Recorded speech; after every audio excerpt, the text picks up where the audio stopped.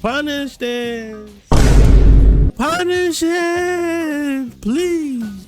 No. Oh, okay. This is okay. You did the good. You did the good. Okay. You done baited him. Okay. Now all that needed to happen was just the crouching medium kick into drive rush. What's going on, ladies and gentlemen? We're gonna be going over a Akuma player. Feel free to tune in and comment down below what you feel about Akuma and how good he is at this current junction. That being said, I'm not gonna lie, you need to subscribe now. Punish this, nice. Okay, not bad. Okay, hold on. So here's the thing. You did the good. I'm not mad at the combo at all, right? You did the right thing. But then you went for Fireball. You know, now here's the thing. While Fireball is not a terrible option in this specific case, it doesn't really net you any forward advancing reward. Okay, now the reason why I say this, the reason why we cut this short, right? The whole point of us going for a sweep after Light Tatsu here is so that we can get some pretty good Oki. Now, by actively deciding to just shoot out Fireball here, you're now losing all of that Oki that we kind of, you know, shorten our combo or did less damage for. Because off of like Tatsu, you get DP. You can get HDP, but instead of doing HDP, we went for a sweep instead. So now we went for a thing, and then now we're forced in a little bit of a comfortable situation in which we want to continue our pressure, but we don't really want to walk in, so we chose jump, and jump was subsequently in-tiered, right?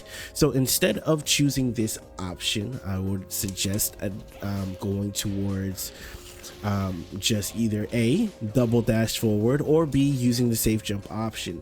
Now with that being said, we don't really know if our opponent is using wake up drive reversal. Not many people that I watch have really been using it and utilizing it. It is still new, so we'll give it a little bit more time. But with that being said, we want to be a little bit more, call it, proactive on these type of things. Yes. All right, so here's the thing about sweep, right? When it comes to sweep, you gotta have something in mind, okay? A lot of people, when they use sweep, they don't have something in mind, okay? When we're using sweep, our goal here is to try and attempt to catch our opponent walking out of our range, right? Because our opponent is like, shoot, this is too close to Akuma, let me back up. We want to deny that, right? That's when we use sweep. We don't use sweep just because we want to continue the hitting them, you know what I mean? Just kind of gambling it, because the reason why is that if we're willing to risk it on an educated read, if we're successful, then we get a lot of value out of it. However, if we're unsuccessful and we didn't calculate this, then we put ourselves in a situation where they may punish us here and then put us in a situation where we have to guess on defense, right? And in those cases, you may even try to scraggle your way out, and then when you start trying to scramble your way out, that's when you get yourself in trouble, right? After this situation, you didn't get punished, but immediately afterwards you went for DI, right? Let's suppose our opponent is a little bit better and reacts to this DI, you know what I mean? Then we cooked, and that's kind of what we want to avoid, right? Obviously in this case you weren't punished, but as you go up through the ranks, you're going to find that your opponents are going to be a little bit more successful on these punishes, right? So we want to cut out the habit early so that we don't continue to do so. Yeah, that just happens, no worries. Okay, oh, not ready to follow it up, but that's okay. I like the fact that you're starting to try and incorporate the neutral jump EX. However, what I would note, or have you note, is that you need to be more mindful of how much drive gauge you have left. A lot of people that I watch, a lot of them, even up until to the point of masters, they're not watching their drive gauge, and when they're not watching their drive gauge, they're giving up games. Okay, your drive gauge is your most important resource, and when you do haphazard things without keeping your drive gauge in mind, then you start doing things like demon flip here, demon flip dive kick, even though if we went for demon flip dive kick, we wouldn't have been in range to hit her anyway. So going for it at that point in time wouldn't net us any reward anyway. So we want to be a little bit more mindful of the choices we take. Yeah. Now this is going to be a little bit more of a matchup specific thing, but it can generally go towards a lot of things here, right? I get the goal here is kind of just throw the fireball and be kind of chill with it, but here's the other thing you got to keep in mind, right? The moment you start fighting a character that has an projectile invincible move, we have to keep that in mind while we're battling.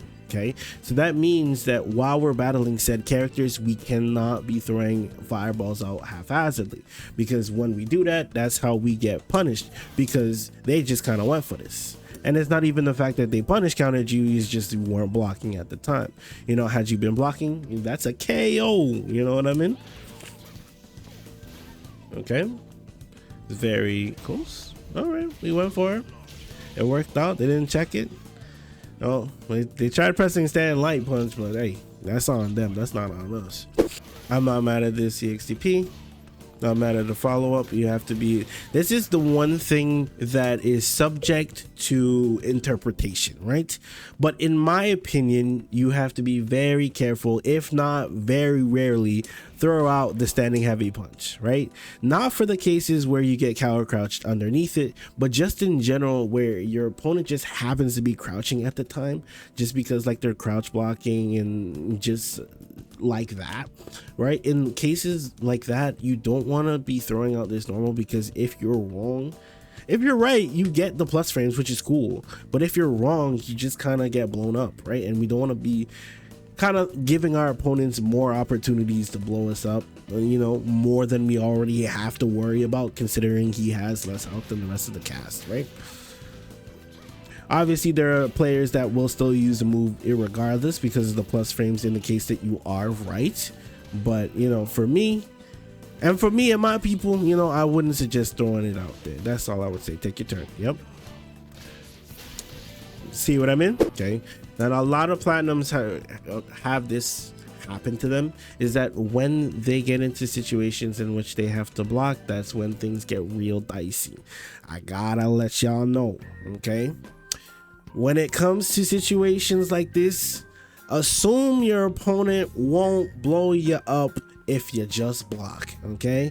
The worst they can do to you is do a throw, okay? Throws don't hurt that much. I get getting hit hurts, but a throw will not end your life unless you have like 1 health or 10%, right? Don't be afraid of a throw, okay? Don't be throwing entire games because you're afraid of the prospect of a throw. With that being said here, you trying to go for this cheeky drive rush into command grab is very ambitious. Now, the reason why I say this is that while I don't believe in the opponent's ability to check drive rushes by you giving them extra frames here, because you have to do the startup of the teleport, now you've given them enough time to punish you. So unfortunately, it seems that we'll find ourselves in burnout. But with that being said, it's not completely over. It's pretty close to checkmate, but now you had to block. It's not completely over, but you know, it is what it is. Now with that being said, let's go on to the next game and see what happens there. So moving on to the second game here, let's see if we make any sorts of adjustments. I already kind of know the secret, but you guys will not. Okay. All right. Let's talk about this fireball game here, okay? After shooting the fireball, I need you to relax, okay? What a lot of people do is that when they shoot a fireball, they feel as though they immediately need to follow it up with something, okay? Listen, playing calm wins championships, okay? By you holding up on this instance here, this is what kind of got you cooked. Okay, you shot the fireball, and then now because you did this, now you got countered. Okay, good. Take your turn. Keep your meter in mind because you can't be spending meter. That's fine. Oh, nice try. Nice try. You were kind of stuck in that. But with that being said, you can kind of bully them now. Okay, hold on. I'm not even mad at this situation here, but what comes to follow, that's an issue, okay? Instead of going for the chop here, it would be... a lot of the things that come with Demon Throw are going to be a little bit more situational, right? So I want to mention them as they come along, but the reason why you want to slide in the dive kick as opposed to the chop is because of the angle changes, right? When it comes to the chop goes directly down, right? Had we gone for a dive kick, it goes diagonal. You see what I'm saying? It goes diagonal. Now, whether or not you would have reached your opponent, I'm not that sure of Akuma's angles yet. However, depending on where the strength in which you put in, it would regardless get over the fireball, which is our objective at this current point. But by using your chop, you went directly down into the fireball, which is what we want to avoid, because the more time we spent knocked down, the more time we gotta play this fireball game again, and then the more time it gives him to recover all of his drive gauge.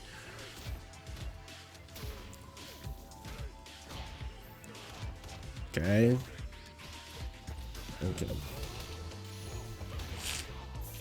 So let me tell you what the problem is, okay? We're actually gonna go back to that instance here. Your opponent isn't afraid to block things out. Why? Because you're not showing him the fact that you will throw him. Look at bro's inputs. Look at bro's inputs. Look at bro's inputs.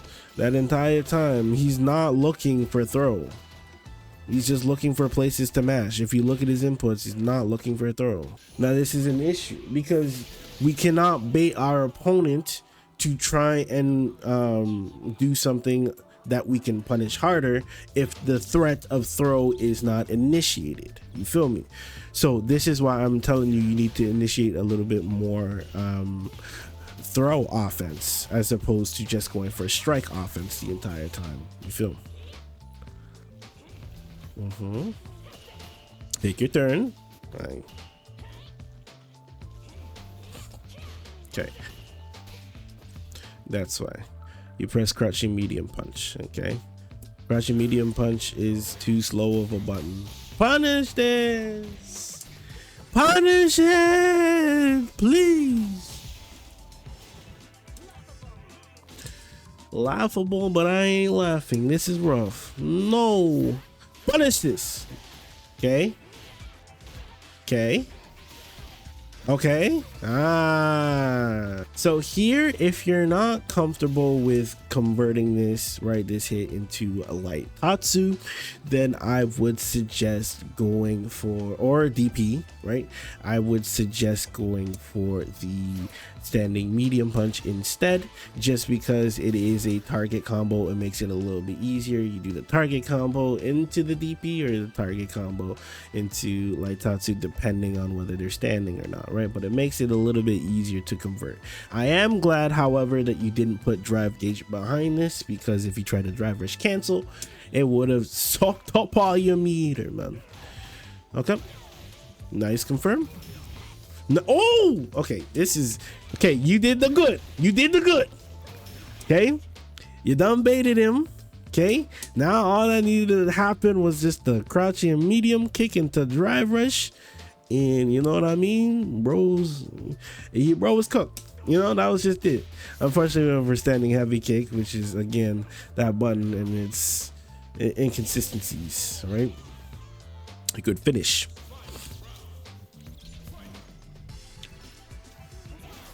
You see what I mean?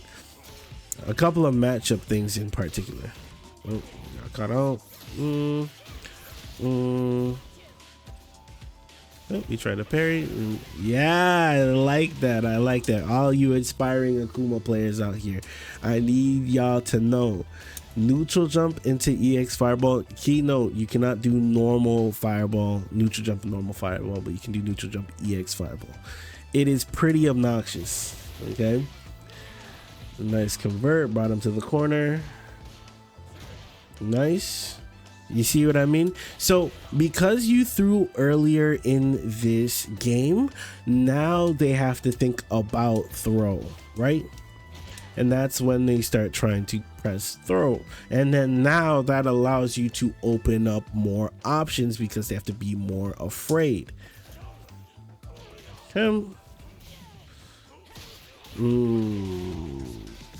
Unfortunate.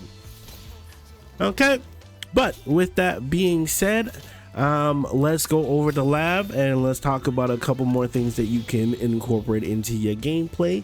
With that being said, I'll see you guys on the other side.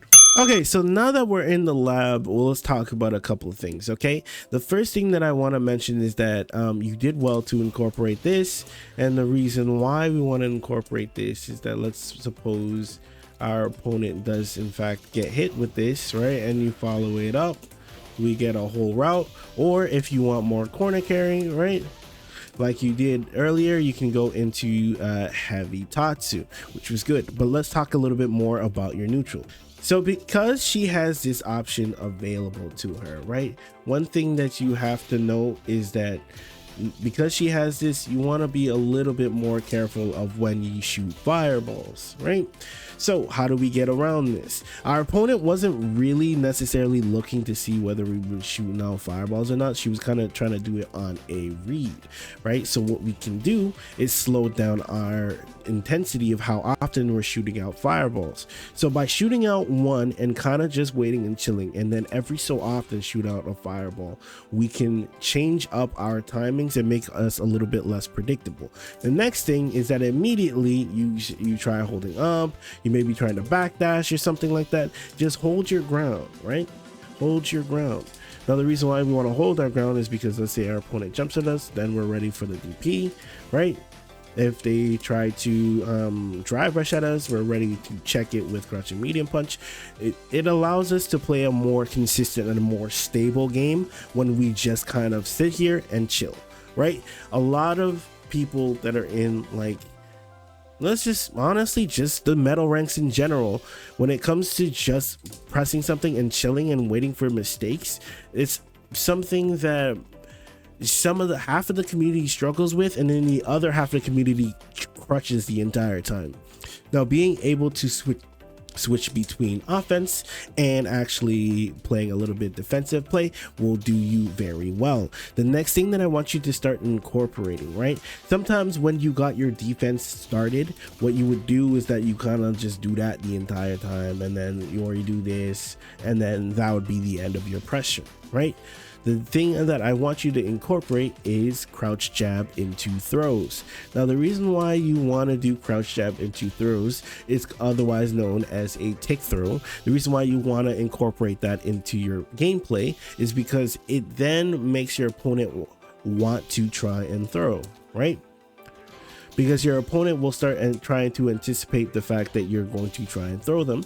And then what ends up happening, let's suppose our opponent tries to do it here, delay 4, let's say delay 3. Delay 3 minutes should be fine, right? What you can start to do is that now that they're thinking that throw is coming, let's go for 2.